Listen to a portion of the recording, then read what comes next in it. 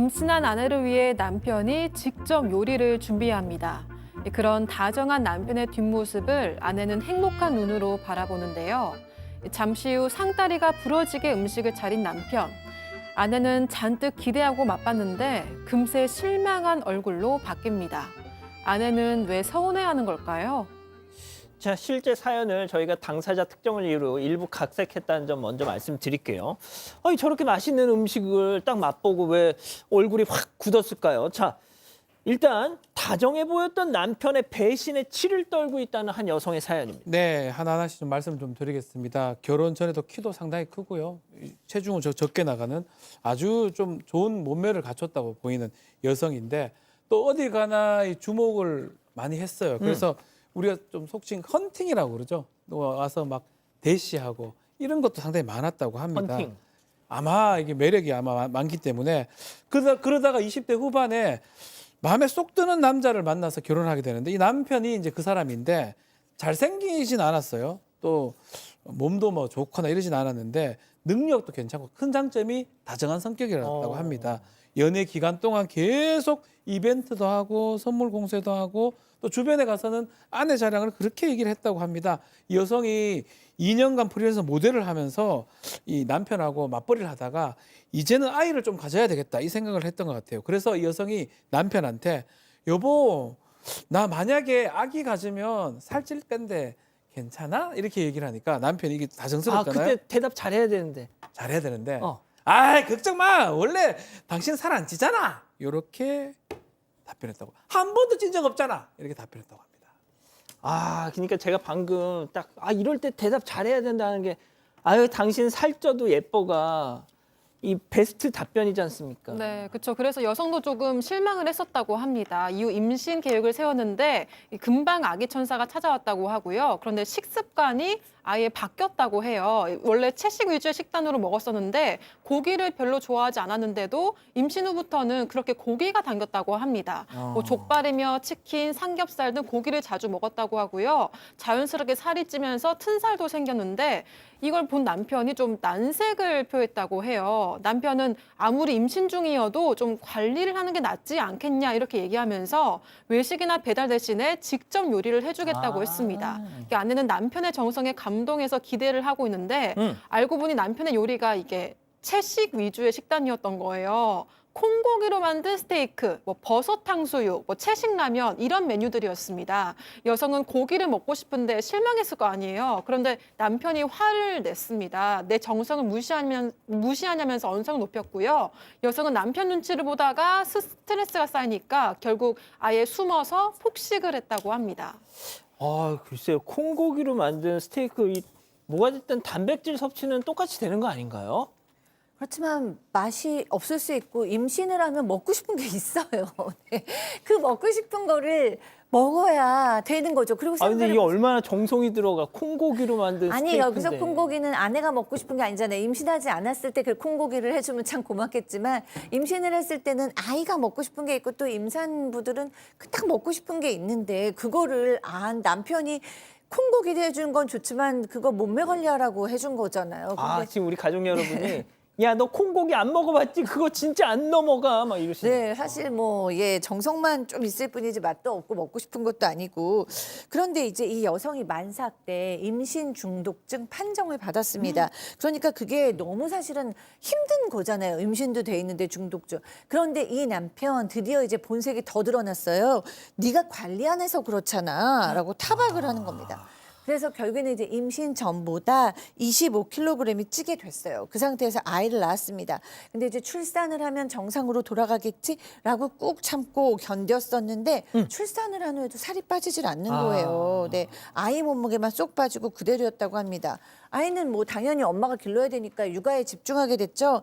그런데 이제 엄마가 잠도 못 자고 밥도 제대로 못 먹는데도 불구하고 살이 빠지지를 않았어요. 그런데 어느 날 이제 수유를 하고 있었는데 남편이 그 모습을 보더니 보통은 이제 그 얼마나 사랑스러운 눈으로 아이와 산모를 봅니까? 그런데 뭐 여성의 몸매를 보면서 무슨 바람 빠진 풍선 같네 뭐 막 이렇게 얘기를 하고 나아가서 돈 줄 테니까 어떻게 좀 수술이라도 하라고 이렇게 얘기를 했다고 합니다. 아, 이 양반 선 넘었네요, 팀장님. 그렇습니다. 이 남편의 망언을 듣고 옛날엔 저할 때는 언제고 인제 와서 그러냐 싶어서 너무나 화가 나니까 펑펑 울었다고 하는데 그런 뒤에 이제 부부싸움을 했겠죠. 그리고 나서도 이 여성 입장에서는 시어머니하고 시어머니 같은 경우는 같은 여성이기도 하고 출산을 했기 때문에 내가 얘기하면은 이해를 할까 싶어가지고 남편이 이렇게 하더라 그러고 망언을 했다고 했더니 처음에는 그 시어머니나 시인 같은 경우에도 아유 남편이 너무했네 이렇게 하는 것 같더니 나중에는 뭐라고 했냐면 신우이는 뭐라고 이제 그 아내한테 아니 임신 후에 몸이 변한 게 네 잘못은 아니지만 그래도 여자가 관리는 해야지 그거 못하면 남자는 바람 피워 이렇게 약을 올렸고요. 또 그 여성은 남편과 시어머니하고 메시지한 거를 보게 됐는데 메시지에 뒷담화를 했습니다. 뭐라고 써있냐면 시어머니는 원래 여자 몸은 나중에 자기 엄마를 따라가더라. 그런데 사돈이 어쩐지 뚱뚱하더라. 그러니까는 이렇게 될 줄 알았어. 이렇게 노골적으로 독서를 했다고 합니다. 온 가족이 다 선을 넘네. 네. 근데 정말 이제 가장 큰 상처는 또 남아 있습니다.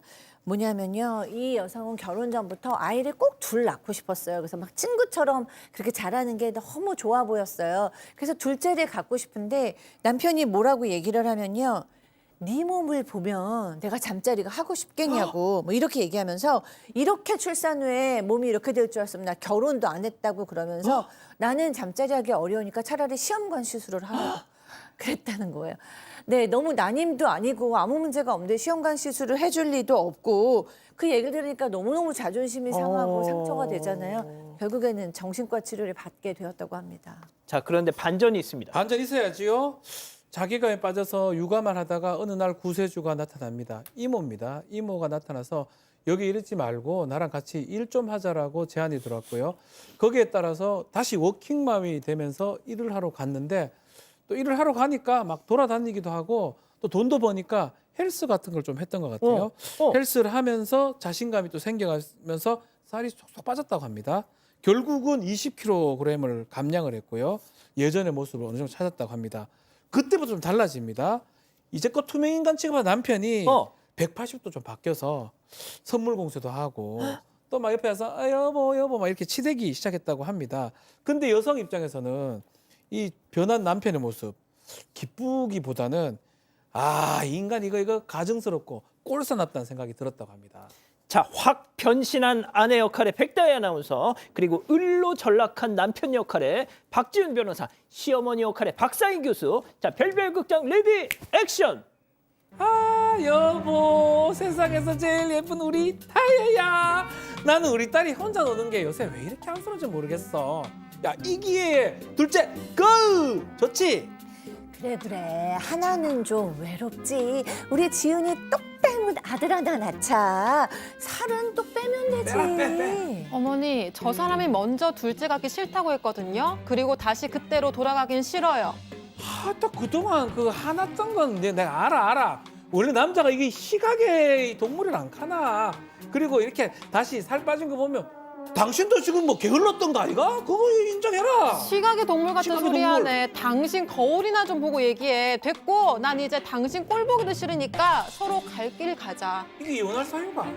와우, 좋습니다. 자, 여기서 오늘의 궁금증 짚어보죠.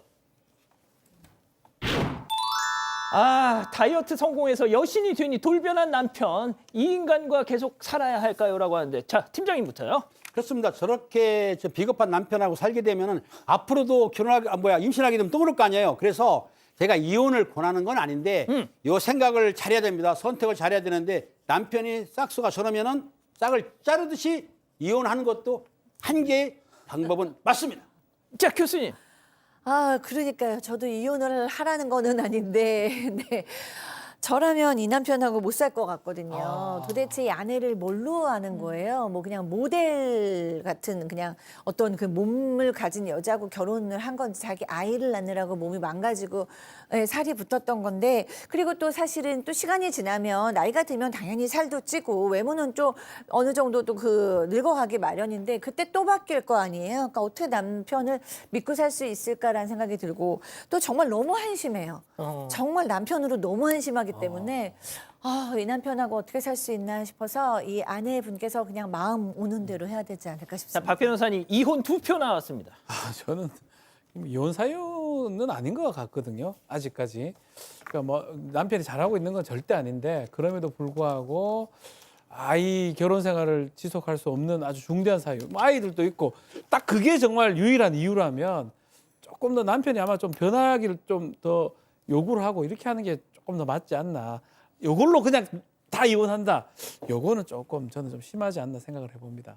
그렇군요. 자, 우리 가족 여러분들은요. 네, 이재수님 이혼감이네요라고 하셨고요. 손주환님 나도 남자지만 욕 나오네요라고 하셨습니다. 전혜원님 사연자분 저런 사람 남편 자격 없습니다라고 하셨습니다. 아, 그렇군요. 그리고 또 백다희 아나운서 이 쌀쌀맞은 표정 연기가 압권이라고 또 말씀 주시네요.